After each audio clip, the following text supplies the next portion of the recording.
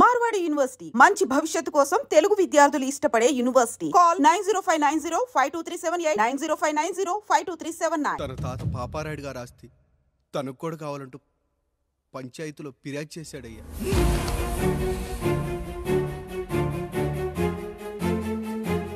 మస్తా గారు ఆ దస్తావేజులు ఇవ్వండి. అయ్యా మరి మా సంగతి ఏంటి? అడగరేంటి? అవునన్నయ్యా, ఈరోజు మీ పన్మేష్ కొడుకొచ్చాడు, రేపు ఆ పాల్దాన్ కూతురు వస్తుంది. ఇలా వచ్చినోళ్ళంతా మీ సంతానమేని తెలిసాక అదిగో ఆ కాముడు చెప్పినట్టు మా ఆయన వాటా కిందో బాత్రూము, నాకో సబ్బు బిల్ల, నా పుట్టబోయే బిడ్డకో బొట్టు బిల్ల, ఇదే మిగులుతుంది. అయినా ఊరి జనాభా కన్నా అన్నయ్య పిల్లల సంఖ్య ఎక్కువైపోతుంది.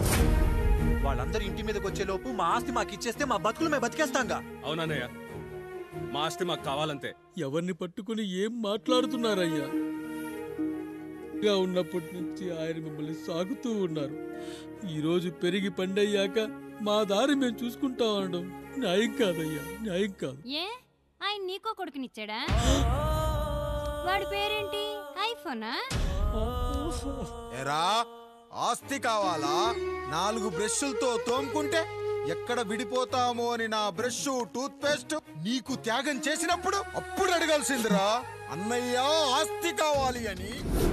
ఎరా నేను వాడిపారేసిన లంగోటాలు మార్చి మార్చి చొక్కాలు చేతిగుడ్డలుగా వాడారే, అప్పుడు అడగాల్సిందిరా అన్నయ్య ఆస్తి పంచు అని. నువ్వు 6 నెలల పసిగందుగా ఉన్నప్పుడు పాల కోసం ఏడుస్తుంటే నిన్ను తీసుకెళ్లి పసుల దొడ్లో కట్టేశానే, అప్పుడు అడగాల్సిందిరా అన్నయ్య నాకు ఆస్తి కావాలి. మా తండ్రి గారు పాపారాయుడు పోలికలు నాకు, నా పోలికలు ఆండ్రాయిడ్కి. అసలు మా కుటుంబంలో ఏ పోలికలు లేని మీకు ఎందుకు ఇవ్వాలరా ఆస్తి?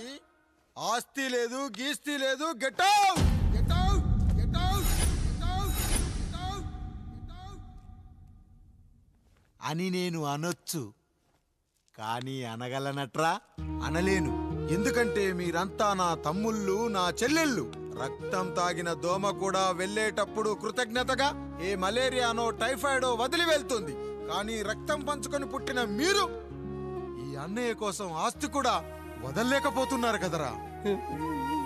గుమస్తా గారు, నా యావదాస్తి నా తమ్ముళ్లకు చెల్లెళ్లకు వాళ్ళ పేర్ల మీద రాయండి. నాకు చిల్లి గవ్వ కూడా అక్కర్లేదు.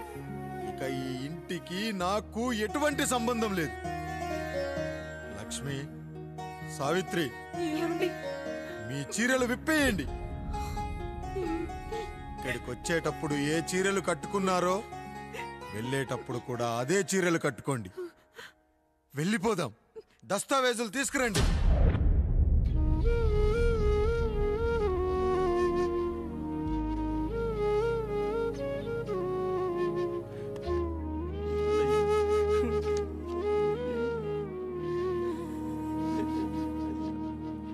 ఇక ఈ ఇంట్లో నా పేరు వినపడితే నా తమ్ముళ్ళు చెల్లెళ్ళు బాధపడతారయ్యా.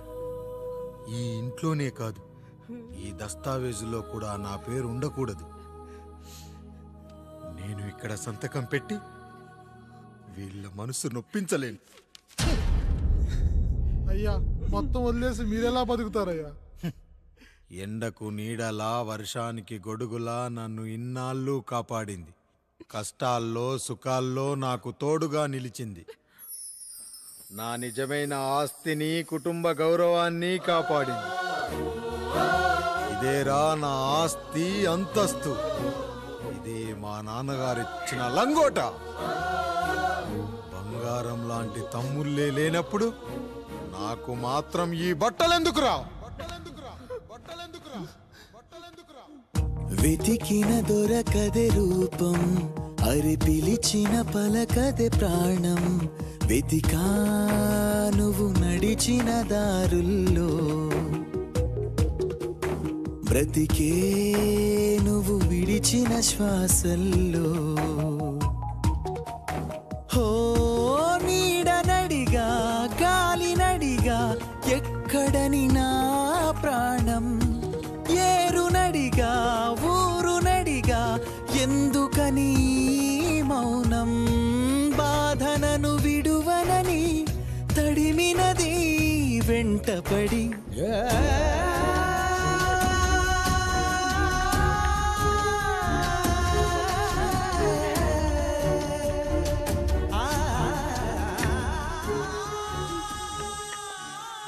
ఏమండి, పప్పులో మీ చెమట పడుతుందండి. ఇడ్లీలో 2 చెంచాల ఉప్పు తగ్గించు లక్ష్మి. ఎలాగో మనం పేదోళ్ళమే కదా, కనీసం ఉప్పు ఖర్చైనా తగ్గుతుందనుకో.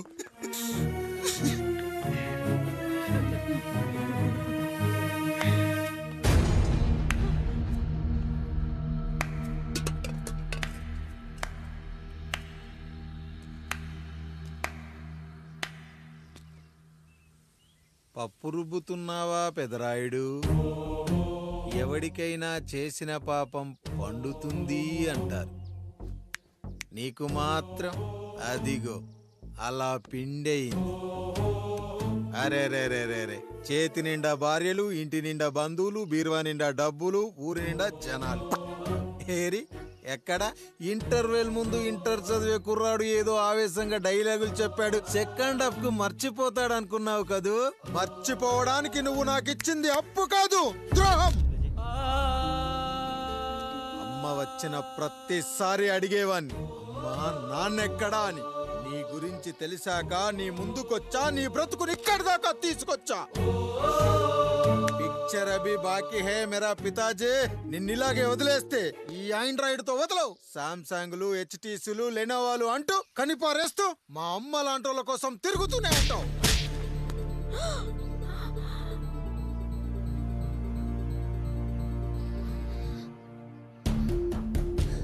అమ్మా అమ్మా, ఛీ, నన్నలా పిలవకురా. ఎవరిని పట్టుకొని ఎన్ని మాటలు అంటున్నావురా? రాయికి వరమిచ్చిన రాముడు దేవుడైతే, ద్రౌపదికి చీరిచ్చిన కృష్ణుడు దేవుడైతే, నాకు బిడ్డనిచ్చిన ఆయన కూడా దేవుడేరా. ఏంటి, ఇలానే వదిలేస్తే బిడ్డల్ని కంటూ వెళ్తాడా? అసలు ఆయన కంటూ సొంతంగా ఒక్క బిడ్డ కూడా లేడు.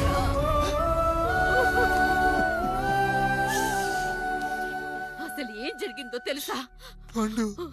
మీరుండండి అయ్యా, ఉండండి. మొదటి భార్యని చేసుకున్నాక పిల్లలు పుట్టలేదని రెండో పెళ్లి చేసుకున్నారు. ఆవిడకి పుట్టలేదు. మూడోసారైనా తగులుతుందనుకున్నా, తనకే పుట్టలేదు. పిల్లల కోసం పెళ్ళాలని మార్చాడే కాని వాళ్ళని వదిలేయలేదురా. అదిరా మా పెద్దయ్య మనసు. ఆయన దగ్గర బాణం ఉంది కానీ లేదురా. అసలు నీ తండ్రి ఎవరో నీకు తెలుసా? తెలుసా? ఇదిగో ఈ కాముడేరా నీ తండ్రి. గేదె నల్లగా ఉన్నంత మాత్రాన పాలు తెల్లగా ఎలా ఉన్నాయనే కదరా నీ ప్రశ్న. దానికి సమాధానం చెప్పాలంటే, ఒక వర్షం కురిసిన రాత్రి నేను 9వ నెల బాలింతగా ఉన్నప్పుడు. పండు పండు, ఇదిగో. ఏమిటండి ఇది? నిద్రలేస్తే నేను, బయటికెళ్తే గంటోడు, పక్కకెళ్తే పాలేరు, ఎప్పుడూ తిరిగే తాయారు. రోజు మమ్మల్ని చూసి చూసి బిడ్డ కూడా జిడ్డు మొహం వేసుకుని పుడతాడేమో అని భయంగా ఉంది. కడుపులో ఉన్నప్పుడు మనం ఎవరి మొహాలైతే చూస్తామో అచ్చం వారి పోలికలతోనే పుడతారంటారు. పొరపాటున నా పోలికలతో పుడితే? అదేంటి కాముడు, నీకేం తక్కువ? జుట్టు ఉండాల్సిన చోట లేకుండా అవసరం లేని చోట విపరీతంగా పెరిగిపోతుంది. మనకు పుట్టబోయే బిడ్డ గొప్ప అందగాడై ఉండాలి. ఇదిగో రోజు ఈ దేవుడి ఫోటోలు చూడు, వాళ్ళలాగే అందంగా పుడతాడు. కడుపుతో ఉన్నప్పుడు ఎవరి ఫోటో చూస్తే ఆ పోలికలతో బిడ్డ పుడతాడా? కనిపించని దేవుడి పోలికలు నా బిడ్డకెందుకు? ఈ ఊరికి దేవుడు రాయుడు. నా బిడ్డ ఆయనలాగే పుట్టాలి, ఆయనలాగే పుట్టాలి.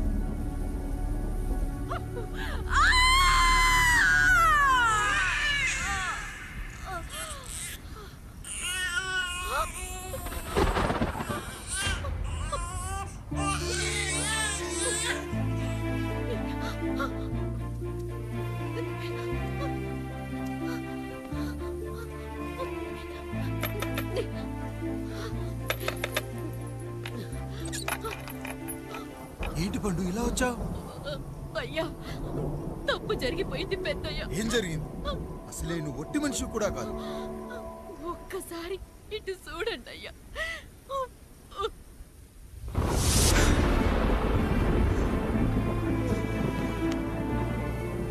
వీడేంటి అచ్చం నాలా ఉన్నాడు?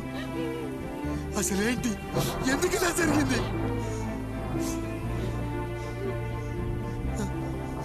నువ్వు ఎప్పుడైనా చీకట్లో పంపు సైడ్ దగ్గరికి వచ్చావా? మరి అమలాపురంలో శివాలయం దగ్గర రత్నాలు నీకేమైనా అమ్మవుతుందా? పిఠాపురంలో పద్మ, రామాపురంలో లక్ష్మి, కాకినాడలో సుజాత. అయ్యో దేవుడా, అసలు ఇదంతా ఎలా జరిగింది పండు? అయ్యా, ఇదంతా కాముడి వల్లే అయ్యా, కాముడి వల్లే. కాముడా?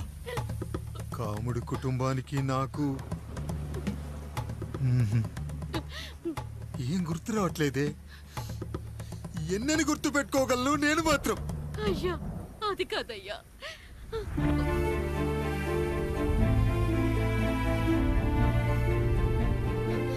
అలా రోజు మీ ఫోటో చూసి చూసి అచ్చం మీలాగే పుట్టాడు. అయ్యో, నా పోలికతో బిడ్డ కావాలనుకోవడం ఏంటి పండు? నువ్విలా చేయడం ఏంటి పండు?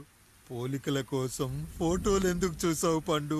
అందుకే కదయ్యా ముందు ఆ డైలాగ్ చెప్పాను, తప్పు జరిగిందని. ఇప్పుడు ఏం చెయ్యాలయ్యా? స్వచ్ఛమైన మన ప్రేమను ఈ పాడులోకం అర్థం చేసుకోదు. కనీసం మీ ఇద్దరి జీవితం బాగున్నా ఆనందపడేవాని. వీణ్ణి ఇక్కడ ఉంచొద్దు పండు, బయటికి పంపించు. బయటికి పంపించి బాగా చదివించు, గొప్పవాణ్ణి చెయ్యి. వీడికి అయ్యే ఖర్చంతా నేనే భరిస్తా. అవసరమైతే ఆ డబ్బు కాముడి జీతంలో కట్ చేద్దాం. అయ్యా, వెళ్లే ముందు వీడికొక పేరు పెట్టండి అయ్యా. వీడు ఇంకో రాయుడు, అంటే ఇంగ్లీష్ లో అండ్ రాయుడు, అండ్ రాయుడు.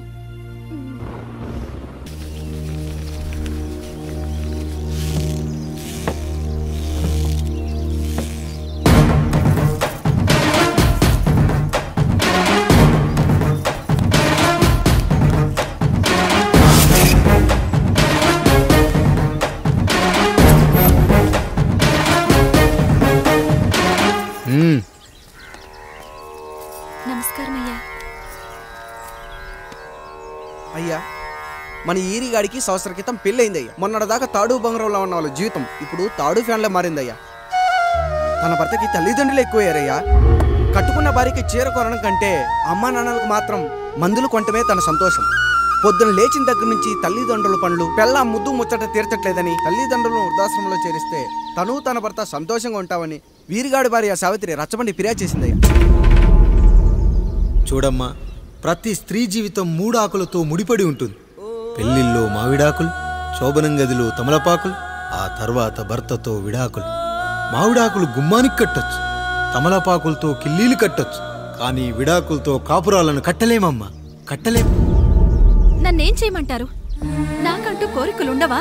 భర్తతో సరదాగా ఒక్కదాన్నే గొడవ పడాలని, ఆయన కష్టపడి అలిసొస్తే పక్కింటి వాళ్ళ కబుర్లన్నీ చెప్పాలని, వచ్చిన జీతం మొత్తం చేతికిచ్చాక నేనే 10ో 12కో చేతిలో పెడితే ఆయన కళ్ళల్లో ఆనందం చూడాలని నాకనిపించదా? ఎంతసేపు అమ్మా నాన్న అంటూ వాళ్ళ కొంగు పట్టుకుని తిరగడమే తప్ప నా పైట పట్టుకుని తిరిగిందే లేదు.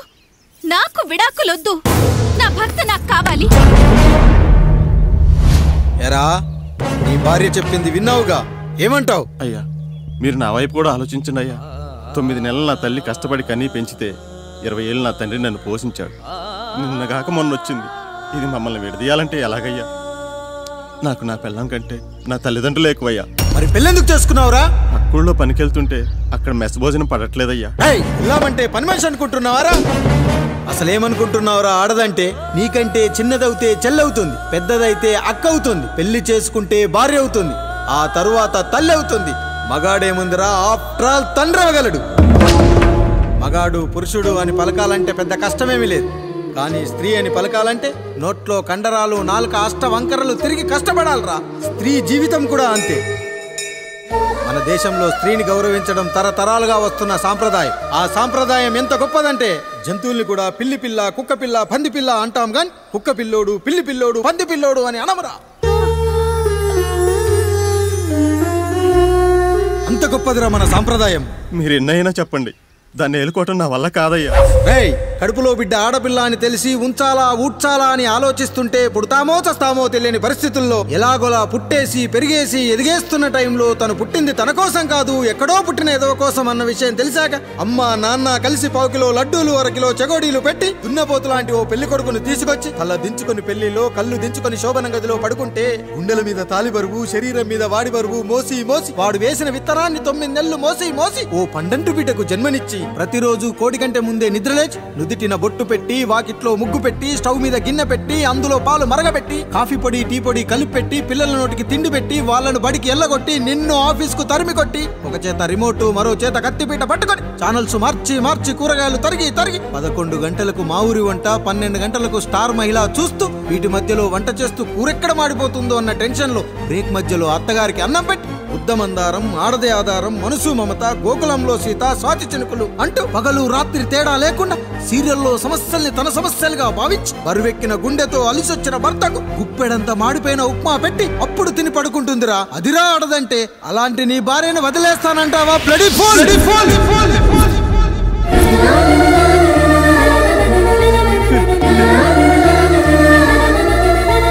ఒక గుక్కలో ఆడదాని గురించి చెప్పాలంటే నాకు 3 నిమిషాలు పట్టిందిరా. 3 ముళ్ళేసిన నీకు ఆడదాని గురించి తెలియాలంటే ఎన్ని జన్మలెత్తాలరా? అయ్యా అయ్యా, నా తప్పు నేను తెలుసుకున్నానయ్యా. నా తల్లిదండ్రులు నేను వదిలేస్తానయ్యా. నా పిల్లల్ని నాకు ఇప్పించున్నయ్యా. నువ్వు తప్పు మీద తప్పు చేస్తున్నావు. నీ భార్యను తిరిగి ఏలుకోవడానికి నీకు హక్కు లేదు. ఈ రాయుడు తీర్పిస్తున్నాడు. ఈ ఈరిగాడు మాత్రం తమ తల్లిదండ్రులతో ఉండాలి, కానీ ఈవిడకు మాత్రం భర్త కావాలి. ఈమెకు అభ్యంతరం లేకపోతే నేను పెళ్లి చేసుకుంటాను.